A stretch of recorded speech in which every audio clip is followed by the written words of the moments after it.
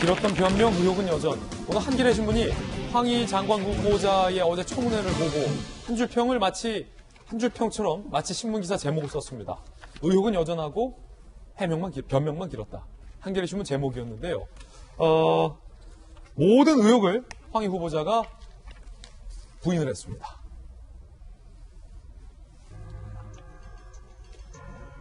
딸 조기 유학비 조달과 관련해서 무료 공립학교 다녔다, 오피스텔 처분하고 미국 사는 동생과 처형에 도움을 받았다 해명했고요. 한 달 생활비 60만 원에 대해서도 60만 원 얘기한 적 없다. 실제 300만 원 정도다. 배우자 카드 사용액이 누락됐다.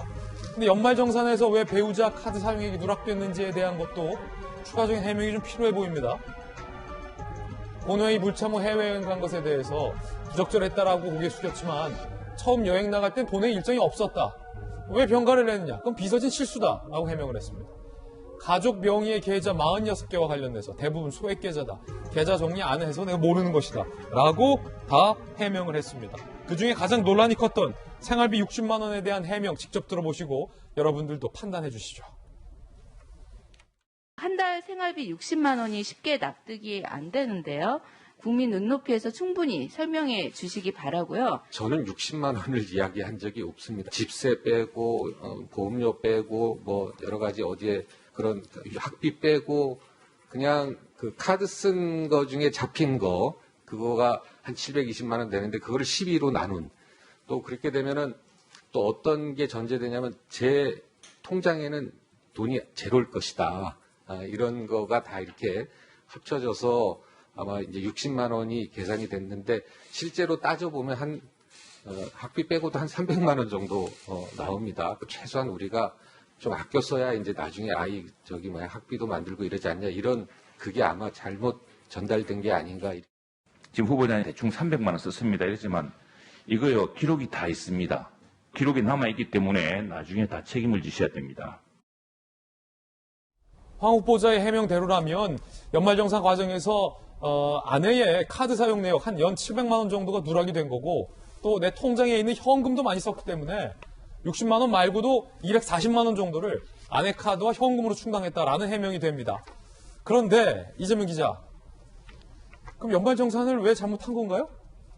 굉장히 의혹이 아직도 해소되지 않고 많이 남아있는 거죠. 지금 얘기하는 것처럼 본인의 카드비만 720만 원, 사실 카드비 자체만 따지니까 한 423만 원 정도 나오는 거고 거기에 현금 영수증, 교육비, 의료비 다 포함했을 때 720만 원 정도 썼다 이렇게 국세청에 신고를 했고 그러다 보니까 언론에서는 그럼 월 60만 원 꼴인데 과연 그렇게 3인 가구가 월 60만 원 생활할 수 있느냐 이런 의혹을 제기했던 거죠. 그래서 지금 그러니까 어제 황희 후보자의 해명은 거기에 부인 카드 비용이 또한 700만 원 정도 남아있고, 그 다음에 지금 월세로 매달 100만 원씩 내는 것, 그리고 뭐 보험료, 그리고 뭐 학원비 등등을 다 빠져있는 거다. 따라서 본인의 생활비는 한 300만 원 정도 된다, 월.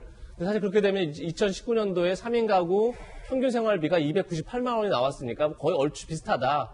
본인도 그렇게 해명을 하는 건데, 뭐 여러 의혹이 여전히 남는 거죠. 하나는 얘기한 것처럼 왜 부인의, 저희가 이제 연말정산할 때 가구에 같은 연말정산 같이 하지 않습니까? 물론 부인이 만약 따로 이제 소득이 있어서 따로 할 수도 있지만 그게 아니라면 과연 왜 그 비용은 빠졌는지에 대한 해명이 필요할 것 같고, 중요한 건 나머지 비용을 현금을 썼다고 했는데 사실 지금 국회에 제출된 자료에 따르면 예금이 계속 늘어났었죠. 그럼 현금을 쓰고 예금이 늘어났다. 과연 이것이 어떻게 설명될 수 있는지 그 부분에 대한 해명도 필요하고, 전 무엇보다 사실 월 60만 원으로 생활이 가능하냐는 의혹이 제기된 게 뭐 지난주부터 해서 거의 한 3, 4일간 지속됐었습니다. 근데 그때는 그때 이제 언론에 해명했던 게 저희가 여러 번 소개드렸지만 뭐 생활비를 아끼기 위해서 뭐 딸과 저희 부인이 집에서 머리를 자르고 그다음에 뭐 명절 때 들어온 고기가 있어서 식비도 아낄 수 있고 이렇게 해명을 했던 건데 왜 애초부터 의혹이 제기됐을 때 60만 원이 다가 아니다 해명을 안 했는지, 그리고 나서 이제 뒤늦게 청문회 자리에서 그것을 해명하다 보니까 오히려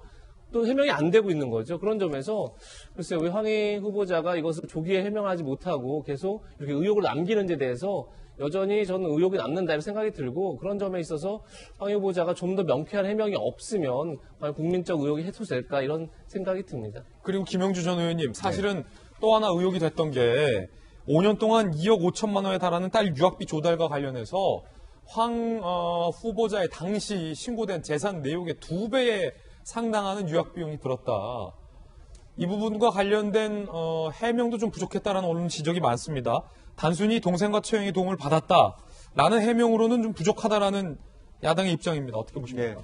네. 그렇게 보면 월에, 그러니까 1년에 한 5천만 원씩 유학비를 보냈고, 이제 그 돈을 어떻게 만들었는가라는 걸 해명이 안 된다는 얘기 아니겠습니까? 그리고 이제 마지막으로 해명했던 것이 뭐 오피스텔을 매각했다고 하지만 사실은 매각 시기라고 하는 것이 유학 말기였기 때문에 실제로 그것이 유학 초기에 그러면 오피스텔을 매각했으면 그 돈을 가지고 매달 뭐 매년 이렇게 한 5천만 원 썼다고 얘기하는데 그 전의 부분들을 아무리 뭐 이 친척이 있다 하더라도 요즘 같은 세상에 누가 친척이 5천만 원, 6천만 원씩 이렇게 지원을 해줍니까? 뭐 그분이 재산이 얼마나 많은지는 모르지만 하여튼 그런 면에서 지금 현재 가장 핵심적인 것은 이런 겁니다. 지금 현재 문재인 정부 들어서 어떤 문제가 나더라도 다 임명이 되는 그런 상황이 되다 보니까 사실은 이 정도는 대충 말로 때우고 넘어가도 되더라.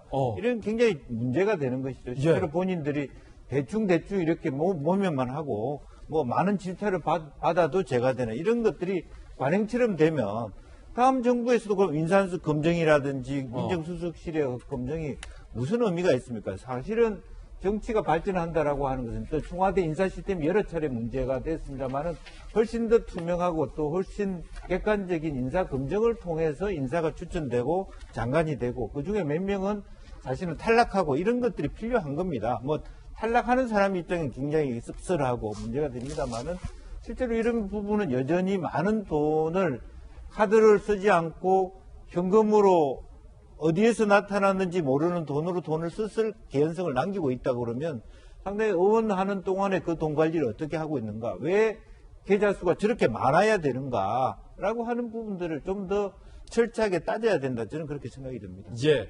자, 윤희숙 의원은 야당의 윤 의원은 가계부를 공개하라라고 글을 썼습니다. 황희 후보자 해명과 관련해서 국민의 세금으로 사는 사람이 재산과 지출을 소명하지 못하는 건 뇌물로 생활했을 중대범죄 가능성이 있다는 걸 시사한다고 주장하며 장관 임기 동안 댁 가계부를 매일 세세히 공개해 주시라 라며 한 달에 과연 얼마로 생활비를 쓰는지에 대한 입증을 요구한 바 있습니다. 그런가 하면 그동안 공교육 중심의 교육 평준화를 주장해왔던 황 후보자의 딸이 자사고를 입학했던 것과 관련한 의원들의 질문도 있었습니다. 들어보시죠. 후보자 자녀는 자사고를 거쳐서 미국 거주 생활을 인정받았고 외국인 학교에 재학 중인데 자사고에서 외국인 학교로 옮긴 이유가 무엇입니까? 사실은 저는 자사고 입학한 거는 몰랐는데요.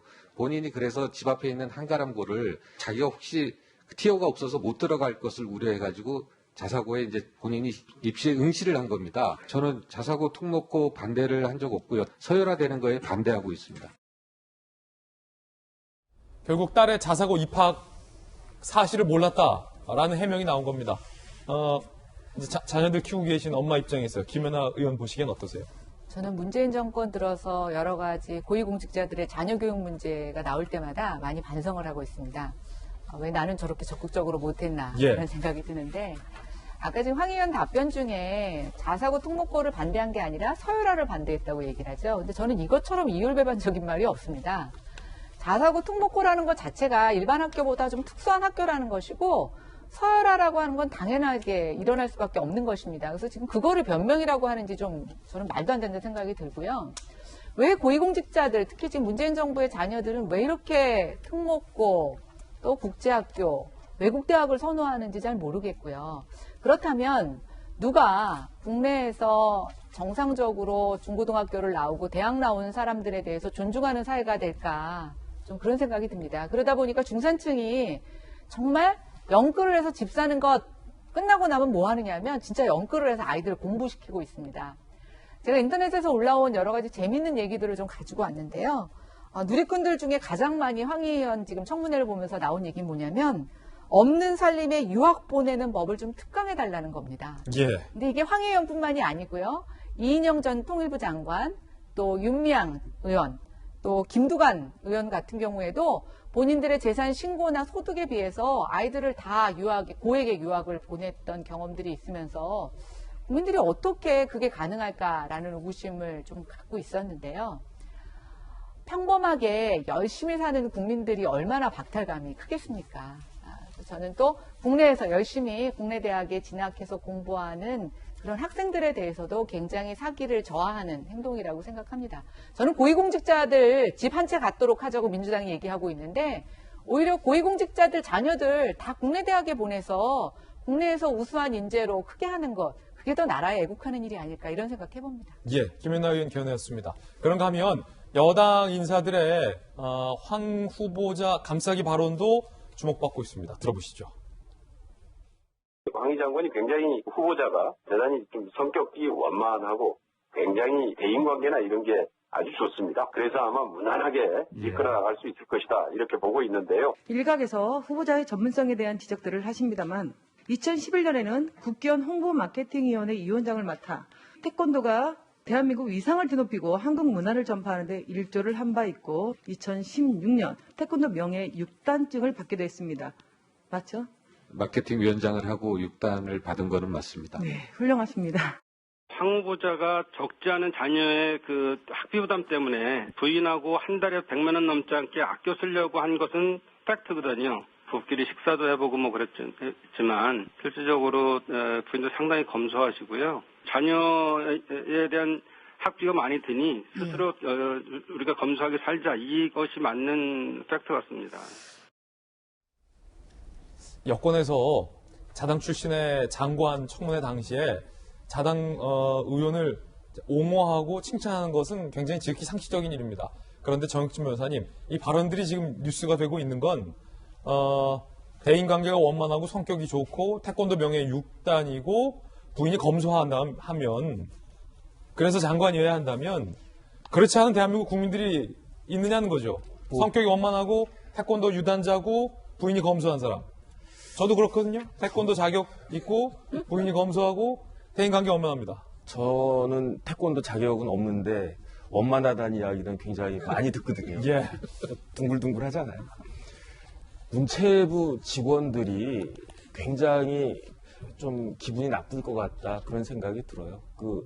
지금 사실은 옛날에는 우리나라가 저개발 국가에서 막 성장해 나가는 그런 사회였기 때문에 그러니까 뭐 상공부, 무슨 산자부 이런 데가 사실은 각광을 받았는데 지금은 뭐 BTS나 이제 그런 문화 하나 가지고도 자동차를 몇만 대 판 그런 효과 같은 것들이 충분히 있을 수 있단 말이죠. 그 다음에 체육 관련해가지고 국민들이 더욱더 건강해지고 또 그 국위를 선양할 수 있기도 하고 그렇기 때문에 다른 경우보다도 오히려 더 지금 문화와 체육과 이런 쪽에 대해서 더 전문성이 있고 그런 분들이 와서 잘 이끄셔야 되는데 황 후보자 같은 경우는 학부에서 경제학 하셨고 그 다음에 대학에서 박사는 또 도시공학 하셨는데 이거 진짜 힘든 거거든요. 왜냐하면 제가 건축공학 박사과정 다니다가 도저히 못하겠어가지고 중간에 그냥 저는 포기하고 때려치웠는데 어쨌든 뭐 그런 의미에서 능력은 있으실지 몰라도 그래도 문화나 체육과 관련된 전문성은 저는 사실 거의 찾아보기 어렵고 이런 부분들은 다른 문제를 떠나가지고 개인적인 걸 떠나가지고 굉장히 유감스럽다 이렇게 생각이 됩니다. 예.